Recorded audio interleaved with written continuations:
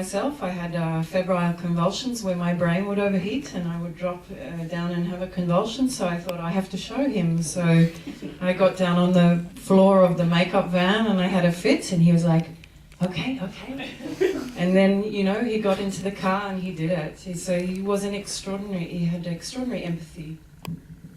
Et c'est la même chose lorsqu'il s'est agi de lui faire jouer la scène où il a une crise, où il convulse.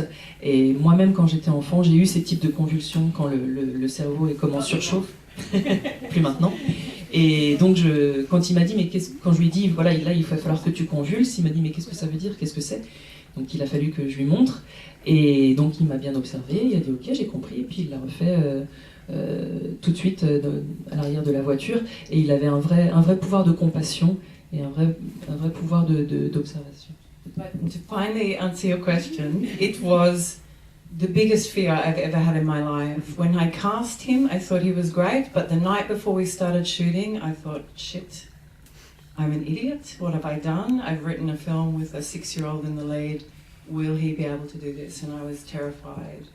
And I was terrified for a number of weeks. But then he just kept coming up and kept performing. And, you know, he was so focused. And his mum said to him, you never focus at school. Why are you focusing here? And he said, Mum, this is important. Mais pour répondre à votre question, ça a été vraiment une des plus grandes peurs de ma vie, le fait d'avoir fait jouer un petit enfant. En fait, quand j'ai réalisé le casting et que je l'ai trouvé, j'étais ravie. Mais la veille du tournage, j'étais dans tous mes états, je me disais que ça allait jamais marcher, que c'était complètement stupide, complètement irresponsable d'avoir fait un film avec un petit garçon de 6 ans dans un des rôles principaux, que ça n'allait jamais marcher. Et il m'a fallu des semaines pour reprendre confiance et pour me dire que finalement ça allait marcher parce que j'ai bien vu qu'il progressait et que ça se passait très bien. Et sa mère comprenait pas parce qu'elle lui disait parce qu'il avait un pouvoir de concentration très impressionnant, et sa maman lui faisait remarquer qu'à l'école il est toujours dissipé, il sait pas se concentrer, et il lui répondait oui mais là c'est important.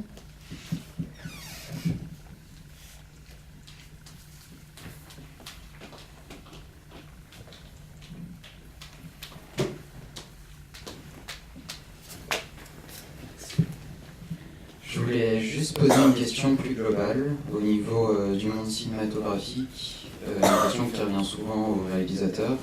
C'était celle, quand on veut rentrer dans ce type de métier, de direction, qu'est-ce que vous conseillez ?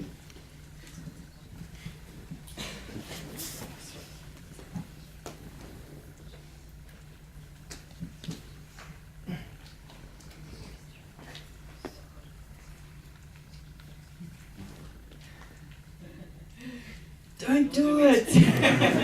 No, of course I would never say that. Well, I just did, but I think, you know, I remember reading Kieslowski saying when I didn't go to film school, but it really struck me. He said the only thing they didn't teach me at film school was the most important thing I have is my own point of view, and that really stuck with me. And I think as a director, this is what we have, you know, is our own voice, and you have to be brave enough to use it and not care what other people think. And I guess for me, as a filmmaker, this is what I rely on.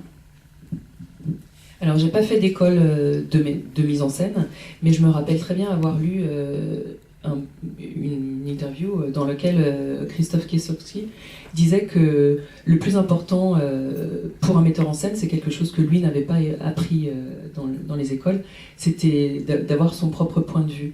Et c'est quelque chose qui m'est vraiment resté à l'esprit. Et effectivement, je pense que quand on a une vision et qu'on a quelque chose, une manière de voir les choses, c'est à ça qu'il faut se tenir. Et c'est ça qui est le plus important. Because I think, you know, everyone will tell you as you're making a film, as you're writing films, you're making it, I don't understand it, or oh, change it, or do this, or do that. You have to be open, you have to listen to feedback, but you have to be very strong about what your point of view is. And if you go into a film not knowing what your point of view is, you can't expect to find it at the end. Parce qu'il y aura beaucoup de gens qui vont vous dire tu devrais faire ci, tu devrais pas faire ça, qui vont vous donner des conseils, et c'est très important d'écouter les retours qu'on vous donne. Mais si vous n'avez pas cette ligne de directrice, ce point de vue bien ancré, et que vous finissez par faire un film sans vraiment savoir où vous voulez aller, ça peut pas marcher. Donc c'est vraiment important d'être solidement ancré à cette ligne que vous voulez suivre. I have seen a few director friends lose their way and take too many people's feedback, and then at the end they don't know what film they have, and it's very tragic to see that happen. J'ai vu quelques amis, quelques confrères metteurs en scène qui ont pâti de ça, d'avoir trop écouté les retours, les conseils qu'on leur donnait, et à la fin ils ne savaient plus vraiment ce qu'était leur film, et c'est terrible de voir quelqu'un en arriver là.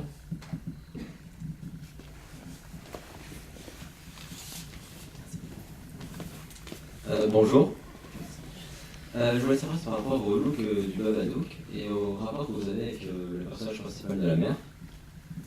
C'est le Babadook, comme vous l'avez dit tout à l'heure, vous étiez beaucoup inspiré des films, des tout premiers films par exemple de Méliès. Le look du Babadook ressemble beaucoup à Nosferatu et même au Prestidigitateur, un peu au pingouin aussi de Batman. Et je voulais savoir aussi si vous identifiez à la mère au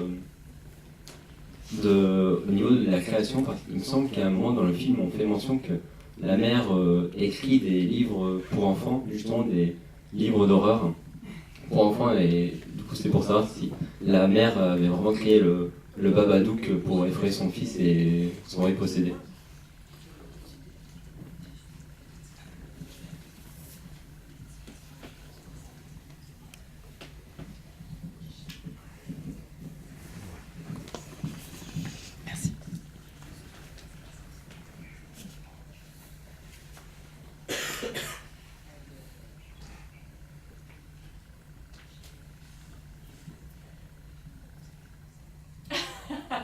What a bitch if she did.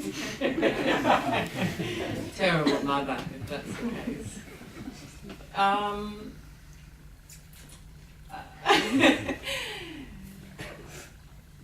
don't know how to answer that. I don't think she made it to scare her son. I don't think she's that aware of what's going on. I think the book has come to her at a time when she's completely asleep, and it's saying to her, wake up, don't you understand what's going on around you?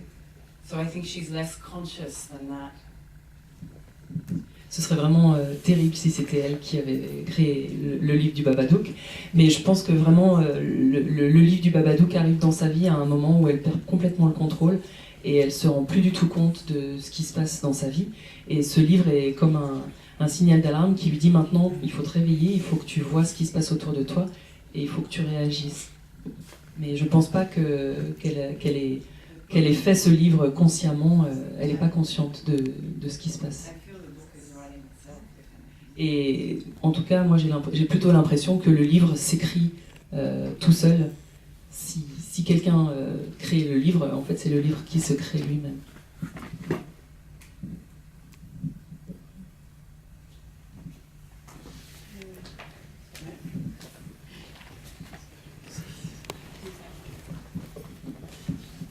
Bonsoir.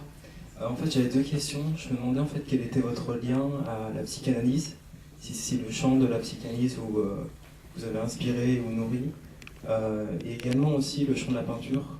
J'ai un peu pensé à Gerhard Richter ou Goya aussi dans le traitement de la folie. Et la deuxième chose que je me demandais, c'était par rapport au titre du film en fait. Ça m'a frappé dans la sonorité comme c'est proche de Papa, comme ça pourrait être Papadouk, voire au Mamadouk. Donc je me demandais si quand même, s'il n'y avait pas, même si tout à l'heure vous voulez laisser un peu le mystère, si c'était pas quand même sur la dynamique du père caché. Parce qu'après tout, cette femme, on ne sait pas très bien ce qu'elle a vécu dans son enfance. Le père rentre dans la chambre quand même, il ressemble presque un peu à un aigle noir. Je pense à la chanson de Barbara avec l'aigle terrifiant, la figure du père terrifiant. Donc voilà, c'est les deux questions que je me posais par rapport au film.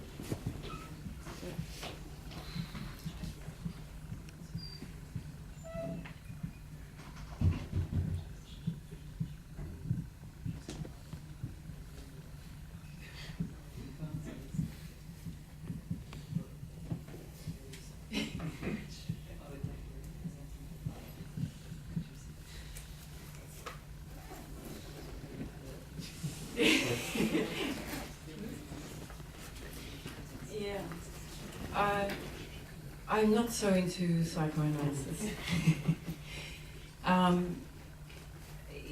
Yeah. It's. I guess it's something that you can read into it, but I'm not. When I created the film, I guess it's not such an intellectual pursuit for me. It's more instinctual, more right brain, I guess. But it's interesting that you're finding those things in there.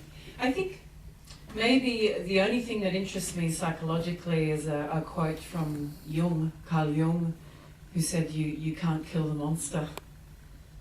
And that's probably about as close as I got to psychoanalysis with this film.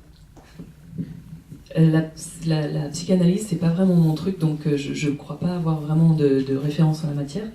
Et pour moi, c'est pas quelque chose qu'on explique consciemment, c'est plus des sentiments, du ressenti, ça vient plus du cerveau droit, tout ce qui peut se passer dans ce film. Et pour moi, la seule référence qui pourrait me rapprocher, enfin qui pourrait me faire penser à la psychanalyse, c'est une citation de Jung qui disait on ne peut pas tuer le monstre. C'est à peu près le seul lien que je peux faire avec la psychanalyse.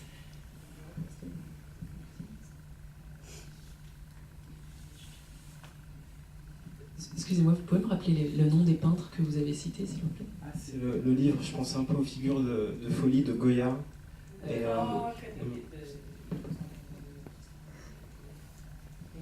No, I mean I like Goya, but it wasn't something that. No, there was a reference. Yeah. J'apprécie Goya, mais il n'y avait pas de référence directe à son travail, à son œuvre.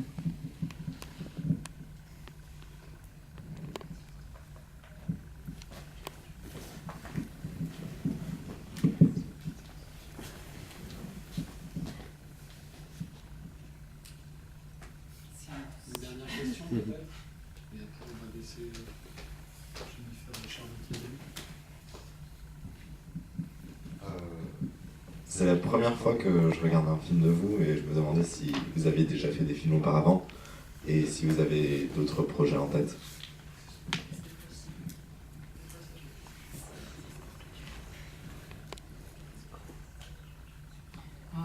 This is my first film. I made a short film called Monster.